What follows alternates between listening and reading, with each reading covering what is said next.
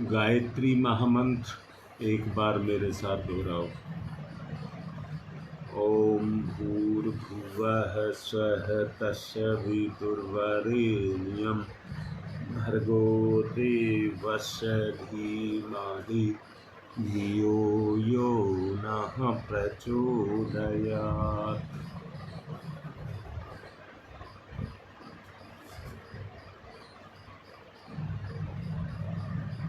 कल जिस बात को मैं समझाना चाहता था, आज भी कोशिश करूंगा उसी बात को समझाने की, क्योंकि जब तक हमारे विचार का निर्माण नहीं होगा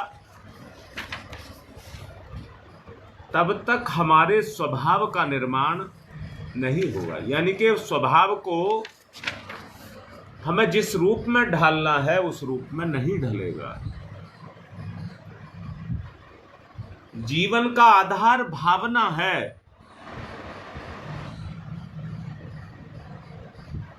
साधना भी भावना के आधार पर ही होनी चाहिए।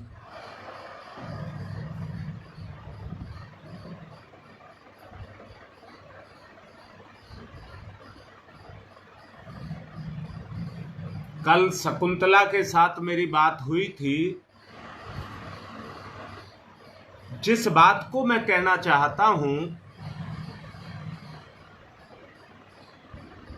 जब तक वो बात आपको समझ नहीं आएगी उसका लाभ नहीं मिलेगा। और वो बात है, जिस दिन आपको अपने में दिव्यता नजर आने लगी,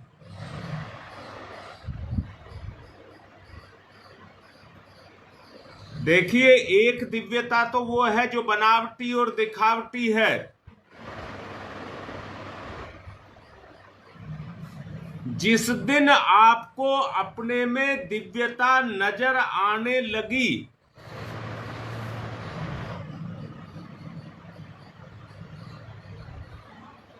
तो उस दिन ये समझ लेना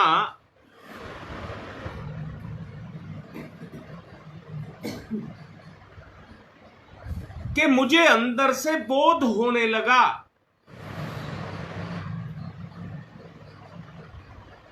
और उसका जो परिणाम है वो आनंद है। आपका जीवन आनंद से ओतप्रोत होने लग जाएगा। अब ये कहिए, आनंद क्या है? आनंद भी क्या है, इस बात को समझने की आवश्यकता है। आनंद मनुष्य की निर्विकार अवस्था है। निर्विकार अवस्था है जहां पर, हां बेटा, दिव्यता ही आपके अंतःकरण को प्रफुल्लित करेगी। और वो इस बात का प्रमाण होगा कि आपके अंदर दिव्यता आ गई। आप सब विकारों से परे हो जाएंगे उस समय।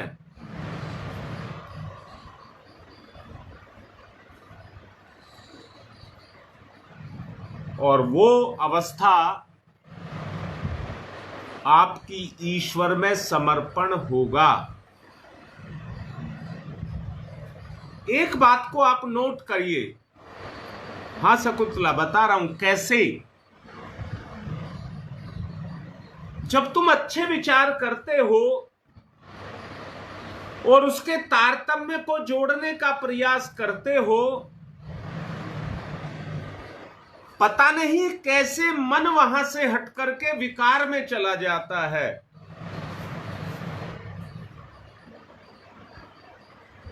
और विकार में रस आने लग जाता है।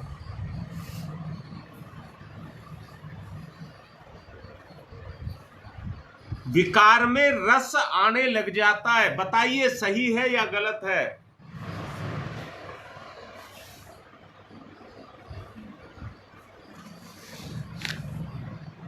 परिवर्तन हम इसी चीज का करना चाहते हैं कि हमें विकारों में रस ना आए।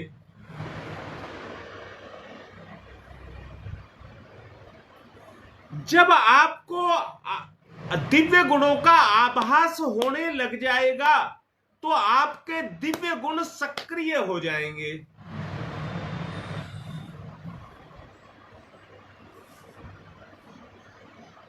रीता, जिस बात को बेटी अभी कहना चाहता हूं उसको सुन लेना।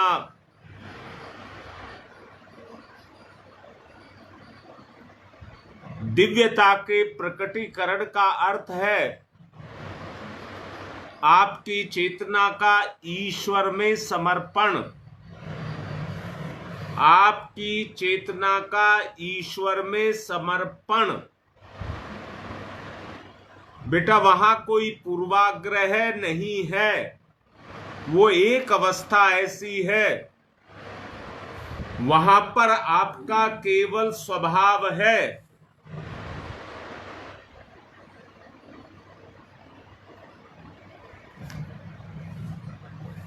और उसी दिशा में आप चलना शुरू हो जाएंगे।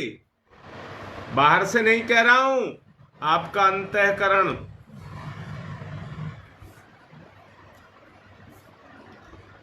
और उसी के अनुसार आपका जीवन यापन होने लग जाएगा। यानी कि जीव उस रस से ओतप्रोत होने लग जाएगा।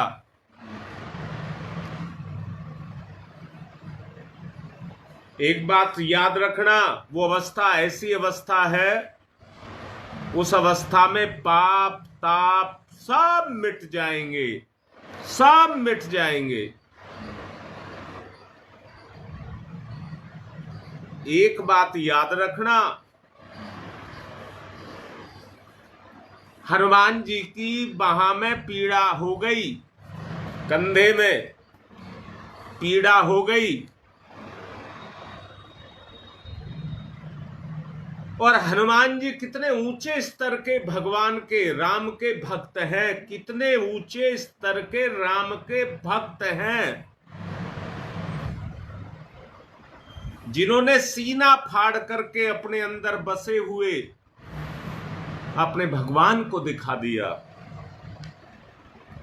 बेटा, यहां मैं समझा रहा हूं, सीना कोई नहीं फाड़ता है, ना सीना फटता है, परंतु समझाने के लिए यह है कि वहां पर राम के अलावा और कुछ नहीं था, सब कुछ खाली था। उस स्तर पर जब हनुमान जी को वहां की पीड़ा हुई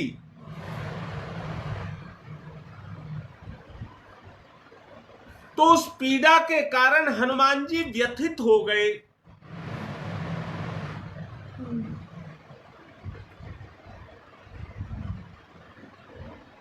नहीं, पात्रता नहीं कहेंगे, इसको समर्पण कहेंगे।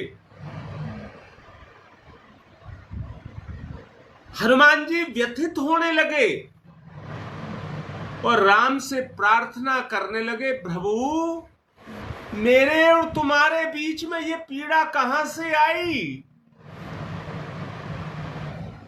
ये तो शरीर की पीड़ा है जो मुझे अंदर से पीड़ित करके आपके रस से दूर कर रही है, आपके रस से दूर कर रही है।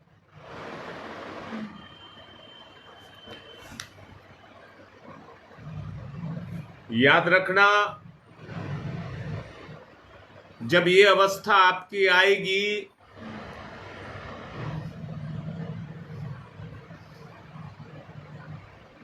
शकुंतला, इसको पात्रता भी कह सकते हैं,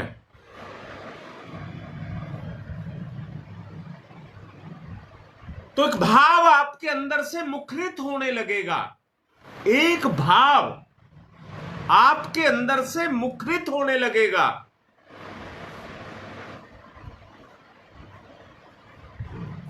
यहीं से आपके जीवन का गुण का विकास क्रम, आपके जीवन के गुणों का विकास कर्म जागृत होगा। एक भाव बनेगा आपका।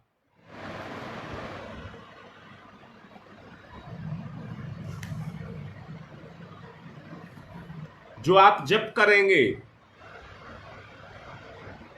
जो आप प्रार्थना करेंगे, जो आप ध्यान करेंगे, उस सब के अंदर आपका प्रभु बैठा हुआ होगा। फिर आप सांसारिक प्रपंचों से जकड़े हुए नहीं होगे। उस अवस्था को देखिए, उस समय पर आप सांसारिक प्रपंचों से जकड़े हुए नहीं होगे,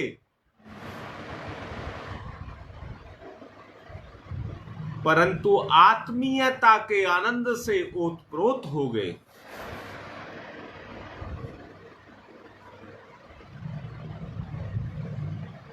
ये आपकी आत्मा का या आत्मा के कल्याण का पथ प्रदर्शक बनेगा, पथ प्रदर्शक बनेगा। बेटा, मैं सबसे पूछ रहा हूं, मुझे बताओ, बहुत गूढ़ विषय है ये, क्या आपको मेरी बात समझ आ रही है? नहीं तो सवाल करो।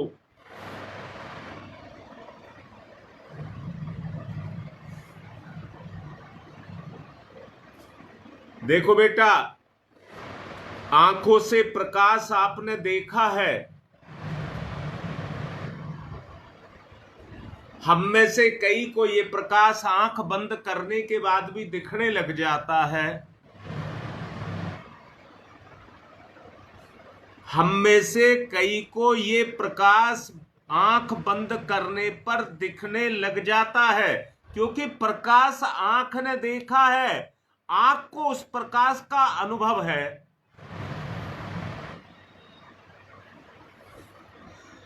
परंतु हृदय ने जिस प्रकाश को देखा है, वो प्रकाश एक अलग प्रकाश है। उसमें दिव्यता है, उस प्रकाश में दिव्यता है।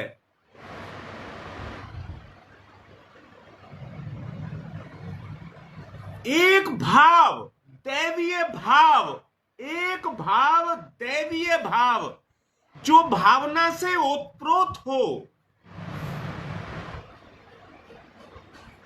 और हृदय से निकल करके चले।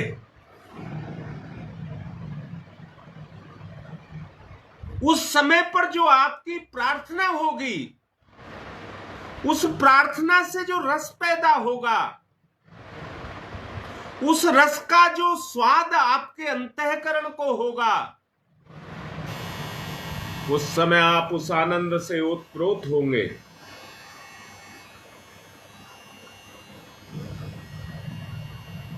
जन्म का मूल उद्देश्य उसी रस को पाना है। जन्म का उद्देश्य उसी रस को पाना है। बेटा, हाँ, ललिता हृदय को छू रहा है। मैं तो अमिट नहीं कहूं, उसे अमीय कहूं, अमीय।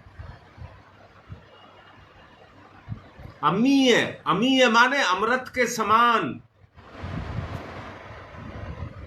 आत्मरस, परमात्मा का रस है वो।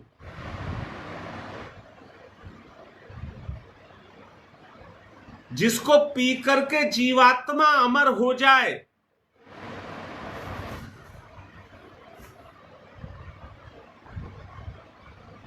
उसके लिए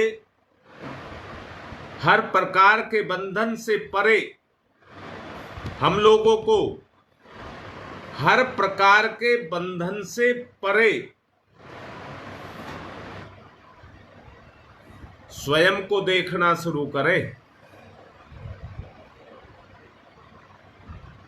स्वयं को देखना शुरू करें। बेटा बार बार पूछ रहा हूं, समझ आना ये मन बुद्धि से परे का है। अगर आपको मन और बुद्धि तक ये सीमित है तो लाइव खत्म होते ही आपका ये भी खत्म हो जाएगा।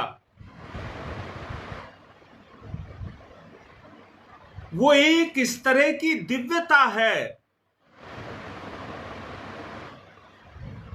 कि अगर एक बार वो आपको नजर आ गई, संसार में जब तक विचरण रहेगा, चेतना का विचरण उसी प्रकाश में रहेगा।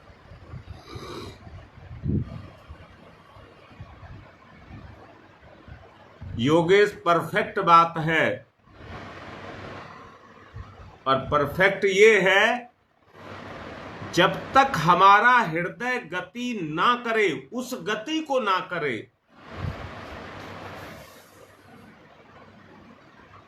तब तक ये चीज नहीं हो सकती। हम एक ऐसा दैवीय स्वरूप अपने अंदर जागृत करें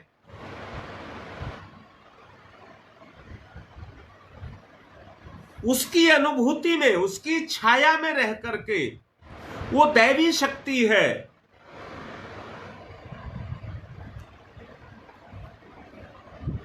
उसमें आनंद ही आनंद है और फिर भटकने नाम की कोई चीज नहीं है। बेटा मैंने अभी कहा है, मन के कारण बुद्धि हमको भटका देती है और हम भटकते फिरते रहते हैं। जहां पर आत्मा की सक्रियता हो जाए, जिस गुण के अंदर आत्मा सक्रिय हो जाए, हमें उस भाव को जागृत करना है।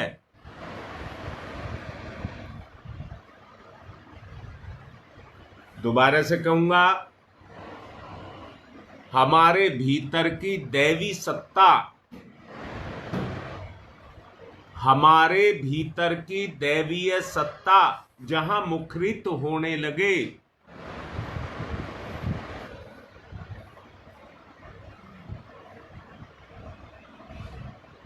हाँ बेटा, ऊंचे स्तर पर वो दैवीय गुण की बात कहा जा रहा है। दोनों में एकाकार, दोनों में एकाकार, समानता, समानता। मैं आप लोगों से एक मोटा सा सवाल कर रहा हूं, जरा सब जवाब लिखिए उसका। भगवान की प्रार्थना, पूजा शब्द नहीं लगा रहा, भगवान से प्रार्थना भिखारी बन करके, दीनहीन बन करके,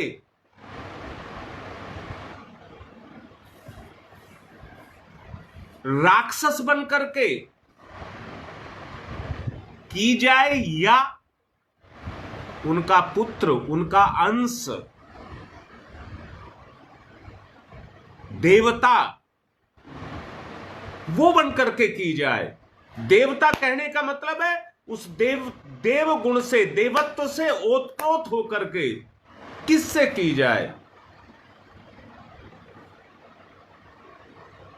सब लिखो जवाब इसका। हम भगवान से प्रार्थना कर रहे हैं तो किस रूप में करें? राक्षस के रूप में या देवता के रूप में?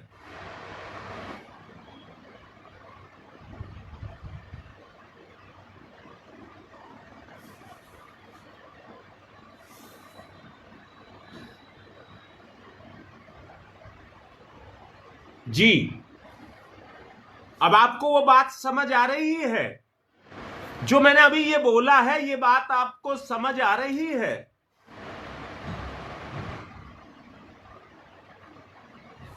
ईश्वर का अंश ही आप हो। इसमें कुछ कहने की बात नहीं है, जागृत करने की बात है, जागृत करने की बात, अपने अंदर जागृत करने की बात। इससे आपको मेरी बात जो मैं कहना चाहता हूं आपको समझ आई?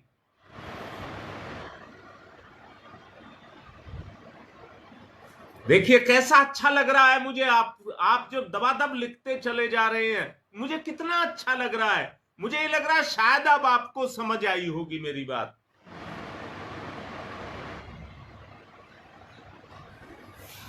तो बेटा वो ही बनना है, हमें वो ही बनना है। और दावा कर रहा हूं, हर बात का दावा कर रहा हूं।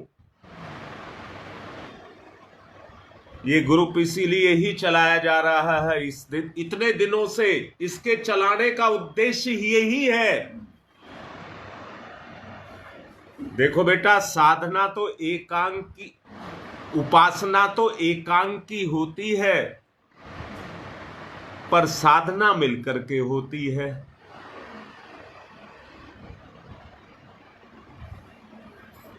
मेरी बात ठीक लिख रही है, लग रही है? तो हम उसी उपासना को करेंगे कि हमारा वो दैवीय तत्व जागृत हो। मुझे एक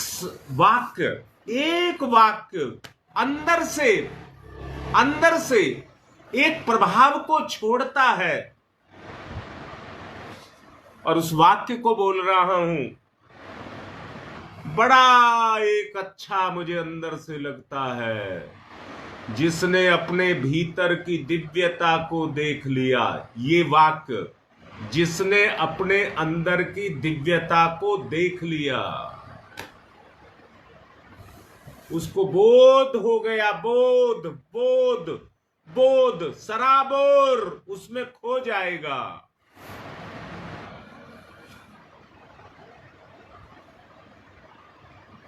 अब शायद मुझे लग रहा है कि आपको मेरी बात समझ आई होगी।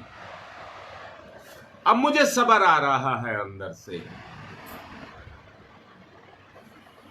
3 दिन मुझे इस बात को कहते कहते हो गए, मैं जिस स्वरूप को, दैवी स्वरूप, दैवी स्वरूप, दैवी स्वरूप,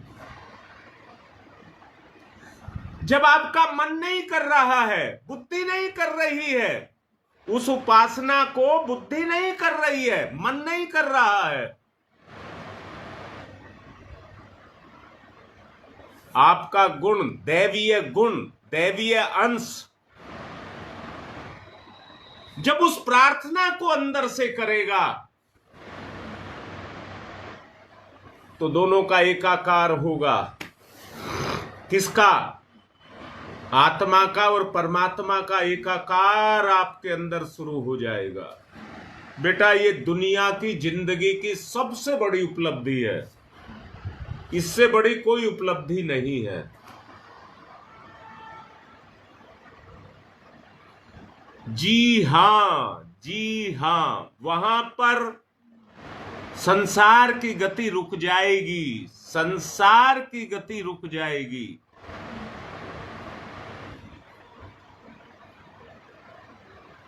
और आपको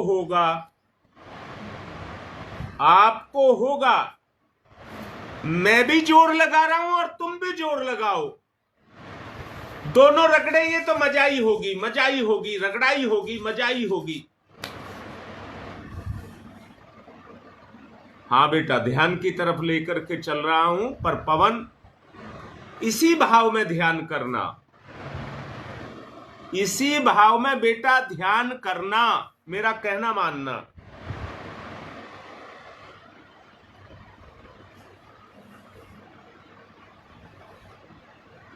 बेटा, आज रात को मैं 3 बजे उठा था, मुझे अंदर से एक उचंग उठ रही थी। गुरुदेव का एक वांग्मय है, युग, अड़चन आने लग गई, युग परिवर्तन कब और कैसे,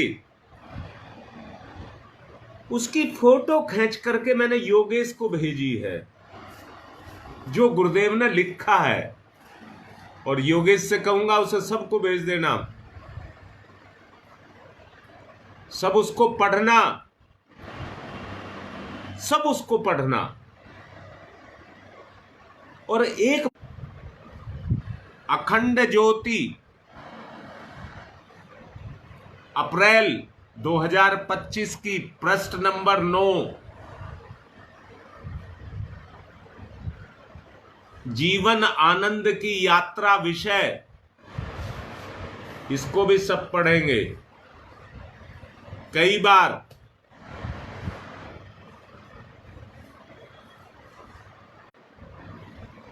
फिर दिक्कत आने लगी नेट की। जब अच्छा काम शुरू होता है तभी दिक्कत आती है। ध्यान में जाइए, उस भाव को जिसको अभी आपको स्पष्ट किया है, दैवी भाव में जाओ। मन की गति बंद, मन बुद्धि स्थिर, एकांतवास। अभी कहा था उपासना एकांत में, साधना सामूहिक। हाँ बेटा, नेट की दिक्कत आने लग गई है। शरीर स्थिर, मन शांत,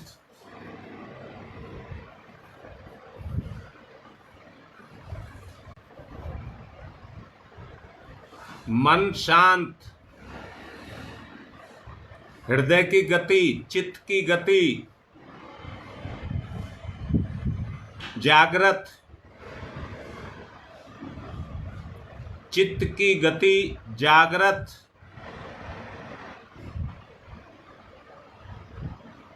निसंक भाव,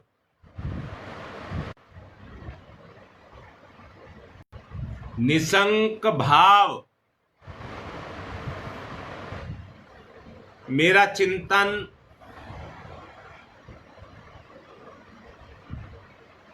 कितना भयानक शत्रु मेरे लिए पैदा करता है।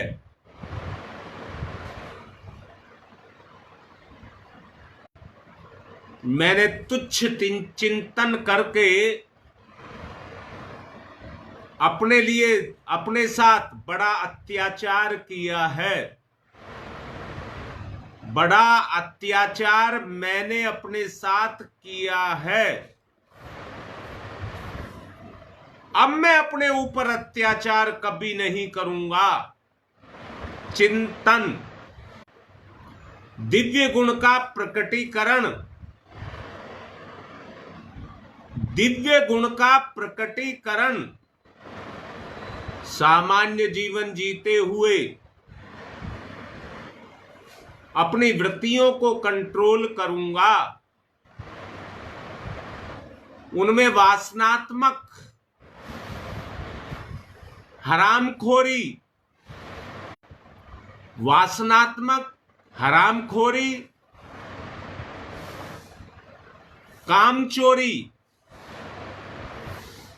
या विकार, दूसरों के प्रति विकार के दुर्गुणों को पैदा नहीं होने दूंगा।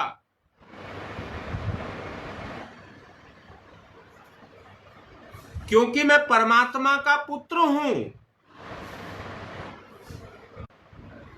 मैं परमात्मा का पुत्र हूं, इसलिए परमात्मा मेरी रक्षा सतत सदैव करता है। आज केवल इतना ही ध्यान करिए, इतना सा ही ध्यान करिए, क्योंकि नेटवर्क दिक्कत कर रहा है। कल इसको अभी 2-3 दिन पहले दिखाया था, सोमवार को। निसंक भाव, कोई अपने ऊपर अत्याचार नहीं। मुझे अपना शत्रु खुद नहीं बनना। ईश्वरीय भाव, ईश्वर का अंश हूं, ईश्वरीय भाव जागृत। ओ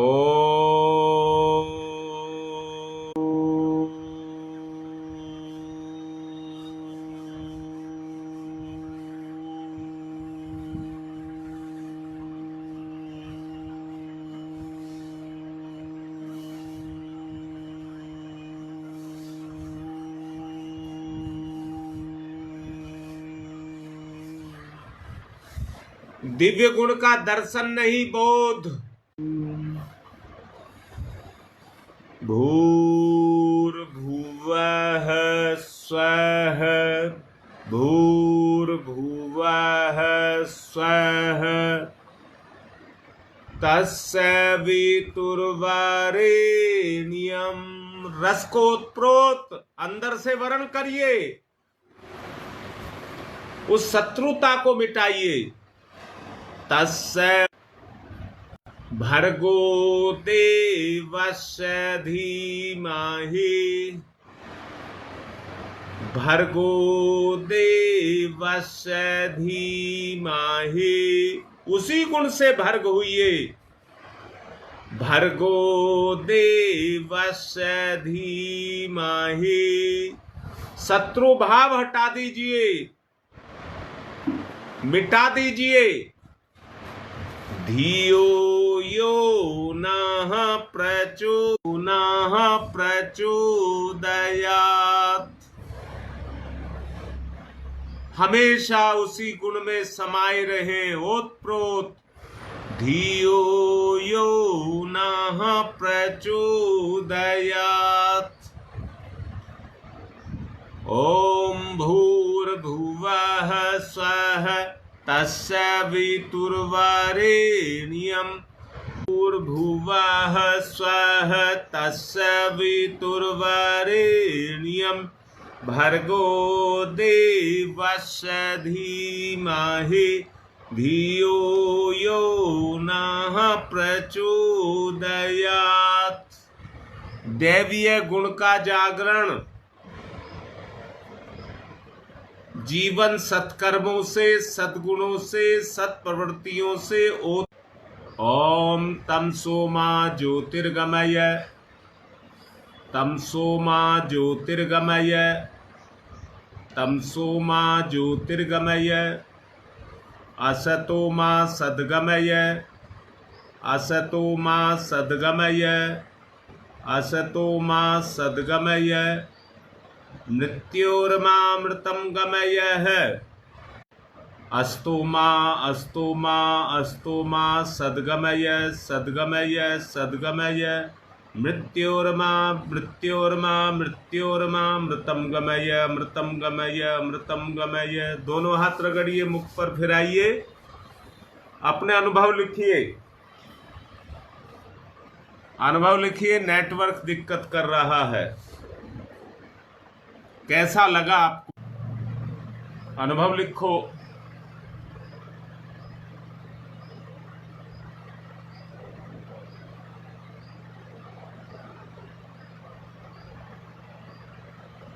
सबको इस दैवीय गुण को ही जगाना है। सभी तरह के भोग विलास से परे अपने जीवन को करना है।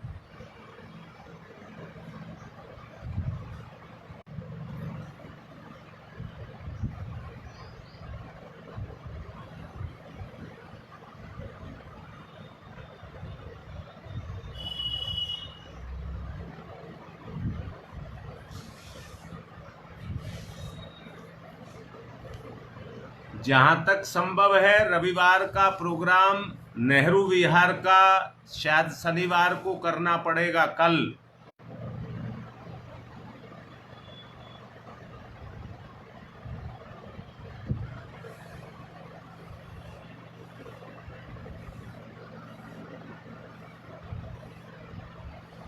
बेटा खो जाओगे इस भाव में। पवन बहुत अच्छे से समझ लेना बेटा, इसी भाव में खो जाओगे।